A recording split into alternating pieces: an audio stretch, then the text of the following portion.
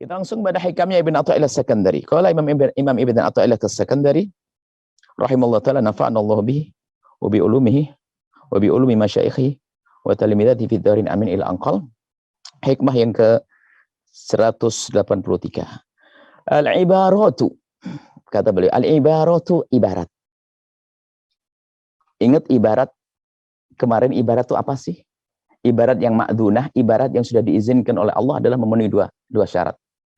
Sesuatu yang disampaikan adalah benar dari ketulusan. Maka ibu ibarat yang diizinkan. Tulus tapi nggak benar, nggak diizinkan oleh Allah. Diizinkan dua sisi. Kalimat yang diungkapkan seorang alim harus benar. Berangkat dari hati yang tulus karena Allah. Ada kalimat benar diungkapkan hanya pengen disanjung, bukan ma'dun. Bukan diizinkan.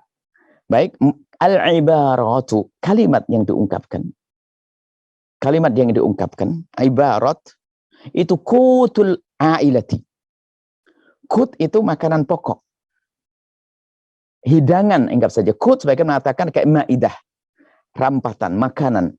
Al-ailah ini li'ailatil mustami'in. Ailah itu adalah orang fakir.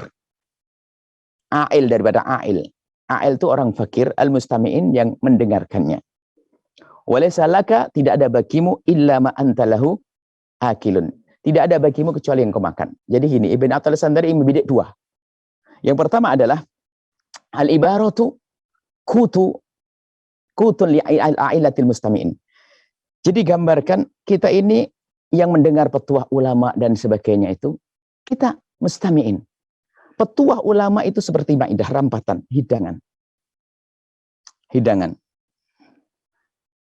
Dan kita adalah ailah, orang yang memerlukannya, hajah, fakir. Seenak apapun makan yang dihidangkan, apa artinya untuk kita? Kecuali yang kita makan. Tidak ada bagimu kecuali yang engkau makan. Kan begitu. Hadir pengajian setiap hari tapi tidak ngamalkan ilmunya. Nggak dirasakan. Nggak ada. Makanya katanya menjadi kut, makanan pokok, kalau memang laisa laka illa ma anta akilun. Tidak ada bagimu kecuali yang engkau makan. Nah, maka untuk makan ini perlu. Jadi ibarat itu, nah ini ada dua sisi. Subhanallah, zakinya seorang arif billah itu, beliau mengungkapkan itu adalah yang ditembak dua sisi. Yang mengeluarkan ibarat. Kalau kita ingin menghidangkan seseorang itu harus yang sekiranya sesuai dengan mereka. Rujak kasihkan bayi, sakit perut. Ini harus benar ibarat yang akan kita sampaikan ini. Makanya seperti Imam Ibn Hajar Al-Haytami itu melarang membaca misalnya kitabnya Al-Jili, atau Imam Haddad juga mengatakan kitabnya Abdul Karim Al-Jili, karang Ibnu Arabi. Ini kalau bukan umurnya sakit perut, nanti nggak mampu. Jadi pertama yang ingin menyajikan ini para juru dakwah, para ustadz, para pembimbing, para mursyid itu, jangan biasa ngomong sesuatu orang yang nggak paham, itu membuat fitnah. Itu ngasih anak kecil rujak, nggak usah sok pengen dikatakan dia hebat orang nggak paham. Bukan begitu. Nabi adalah paling fasih orang kalau ngomong kallimuna ala qadri uqulihim. Adapun munculnya satohat atau kalimat-kalimat seperti Al-Kirim, Al-Jili dan sebagainya. Masih mana fayadhunul wujdi, kan ada orang itu di dalam menulis itu bukan untuk orang aslinya. Dia punya catatan sendiri masalah pribadi yang nggak boleh dibaca aslinya. Karena begitu nggak boleh membaca asal orang. Dan sekarang Ustadz membuat majelis baca kitabnya Abdul Karim Al-Jili. Dibikin orang stres semuanya, akhirnya aneh-aneh semuanya. Hanya pengen dibilang seorang ustadz sudah makom besar. Enggak. Sampaikan yang mereka faham. Pilih kalimat yang paling mereka faham. Ini adalah cara menyampaikan. Nah, ini Ibn Athaillah, subhanallah. Ini yang mensyarahi hikam ini banyak sekali. Ini cerdas. Al-ibarat. Jadi kalau kita ingin menghidangkan makanan, sesuai dah. Makanya kadang-kadang kita ada tamu orang Arab, sukanya apa sih? Oh, ini cerdas ini. Atau paling tidak kalau sudah pesan orang yang ngomong, saya pengen makan Indonesia. Oke. Jadi kita paham kesenangannya apa. Setelah kita hidangkan begitu, lihat. Baru bicara tentang siapa yang akan menyantapnya. Orang yang mendengar itu. Bagaimana kita mendengar? Ambil yang bermanfaat untuk kita. Nah, semua orang ini, makanya ibarat ini kalamul sholihin, kalamul aulia, kalamul mursyidin, kalamul murabbin. Ungkapan-ungkapan para murabbi ini adalah akan ditangkap oleh orang sesuai dengan himmah di hatinya masing-masing. Kalau dalam bahasa makan ya selera. Ada orang senang Rujaknya ada senang, pecelnya ada senang, ini beda selera masing-masing. Ada orang dia memang masa depan dia ada orang punya wawasan kesehatan, maka yang dipikir yang makan yang sehat-sehat. Yang enggak ngaco asal pokoknya saya doyan makan semuanya habis. Besok darah tinggi misalnya. Ini seperti itu gambaran Ibn Atha al-Sakandari itu luar biasa. Jadi makanya kita itu maka perlu cerdas kita apa yang kita butuhkan yang paling bermanfaat. Makanya di dalam kita itu menyantap hidangan itu harus dengan penuh kesadaran kalau ini bermanfaat. Makanya nggak ada, jangan biasa gayanya bil barokah, nggak paham. Oh enggak, membaca buku itu yang ada pahalanya biarpun nggak paham dan ada faedahnya hanya Al-Quran. Selainnya enggak, harus ada paham dong. Makanya kalau ngaji santri jangan main barokah-barokahan, nggak ada itu. Barokah itu harus ada dari pemahamanmu, dari pemahaman lalu diamalkan baru berkah. Ini gaya santri nggak mau ngaji, yang penting mau tutup kendang awal akhir tok bismillahirrahmanirrahim khatam barokah. Lihat nggak pinter-pinter nanti. Barokah itu belajar serius. Ini perlu kita pahamkan. Jadi kalimat orang itu kalau kita membaca lalu kita tidak paham nggak ada faedahnya. Illa Al-Quran. Itu saja. Jangan disamakan omongan yang lain. Enggak. Kalau nggak paham nggak paham. Kalau nggak paham nggak ada berkah datang kepadanya. Maka kita berusaha untuk memahami. Nah, lalu bagaimana? Apakah perlu orang tua menghadiri majelis taklim kalau nggak paham? Oh nggak ada masalah. Yang penting niatmu, nanti biarpun kamu tidak paham, tapi kamu berusaha paham, Allah kasih pemahaman. Yang dimaksud ini disindir oleh para pensyarah itu menjelaskan banyak orang hanya ngambil berkah-berkah tapi tidak serius. Kalau kita datang ke majelis ilmu, sudah kita mendapatkan pahala hadir kita di majelis ilmu. Hadir di majelis ilmu mendapatkan pahala hadir kita. Kemudian setelah itu, ya walladzina jahadu fina lanahdiyannahum subulan. Kalau kita serius, lihat Allah akan memberikan pemahaman kadang selain daripada yang kita dengar dari guru kita. Makanya kalau datang yang serius, dengan adab, yang khusyuk, cinta guru, mahabbah dengan guru. Nah ini adalah ailah orang yang fakir dari mustami'in itu untuk bisa menyantap makanan sebanyak-banyaknya, biarpun dengan segala kelemahannya, itu percaya. Kalau sudah guru nyuapin, makan marhaba. Kan begitu ya? Iya, marhaba. Sudah ikuti. Jangan pikir, wah ini bahaya buat perut saya. Dia lebih tahu dia. Tentang kita, dia lebih tahu guru kita. Maka ngamalkan. Baca, bismillah. Maka di dunia tarbiyah itu dituntut itu. Nah, kemudian di saat seseorang itu lihat, dengan segala kelemahannya mungkin hafalannya susah, kurang paham dan sebagainya. Tapi kalau dia patuh dengan gurunya, mendengar, hormat, Allah akan beri ilmu yang tidak pernah ia baca. Ilmu laduni itu sumbernya. Ilmu laduni jangan ilmu laduni hayalannya santri malas. Tentang anaknya kiai langsung jadi kiai. Aduh, gak ada belajar bener dong, enak aja. Bisa ada kan ada di pondok itu kan malas belajar, ada kan? Itu ada ustadz langsung ilmu nurun itu nur cahaya, bukan nurun dari bapak ke anak, ibaratnya begitu. Belajar serius itu. Jadi ada semacam itu. Jadi harus ada ijtihad. Baru setelah itu ada ilmu laduni. Di tengah malam dia menangis memohon kepada Allah, baru nanti ada ilmu. Nah, di saat makanya perlunya menjadi seorang murid yang tulus itu, kita ingin mendapatkan sesuatu langsung dari Allah. Laduni itu syaratnya. Sehingga alangkah banyaknya murid lebih pandai dari gurunya. Padahal gurunya ngasih satu ilmu dan satu faedah. Didengar oleh murid, dia bisa memahami 10 faedah tentang hadis. Rubba muballaghin au aminas sami'i. Syaratnya kuncinya tulus.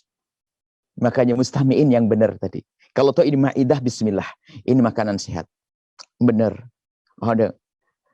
Jangankan kok urusan ilmu. Imam Syafi'i, urusan makanan beneran saja. Imam Syafi'i itu datang ke rumah Imam Ahmad bin Hanbal.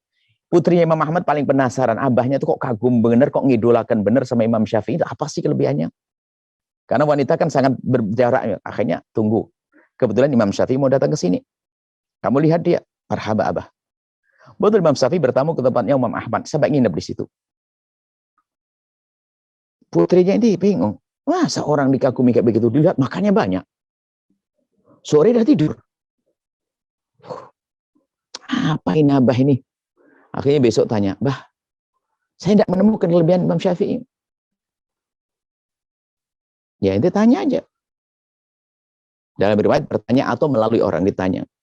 Ya Imam, kok aku lihat Anda ini kok senang makan di sini. Kemudian kok tidak seperti layaknya orang-orang disebut orang alim harus banyak mujahadah, tidur malam. Apa kata Imam Syafi'i? Aku tahu ini rumahnya orang yang penuh berkah, Imam Ahmad bin Hanbal. Aku yakin yang dihidangkan ini adalah makanan halal dan bersih, makanya aku makan banyak. Ini ada keberkahan yang sesungguhnya. Ada ini berkahan. Oh, karena itu tempat lain Imam Syafi'i jarang makan loh ya. Kemudian apa? Ini adalah tempat istimewa. Maka aku semalam itu sambil baring itu untuk menyelesaikan 70 masalah di luar tidak selesai, ternyata selesai. Jadi orang alim Imam Syafi'i baring gelebak-gelebak itu mikir, bukan kayak kita tuh khayal. Mikir ilmu, 70 masalah diselesaikan. Lagi gitu, jadi tidur di atas gelebek. Balik sini. Menyelesaikan 70 masalah. Nah, apa maknanya ini? Termasuk hidangan zahir pun ibaratnya begini, kalau kita memberikan orang soleh, insya Allah berkah. Apalagi yang diberikan adalah kalimat, irsyadat, petunjuk. Sehingga dalam dunia tarbiyah itu ada satu hal yang unik. Patok pada guru itu berkah. Kadang-kadang guru itu menyuruh sesuatu yang berat bagi kita.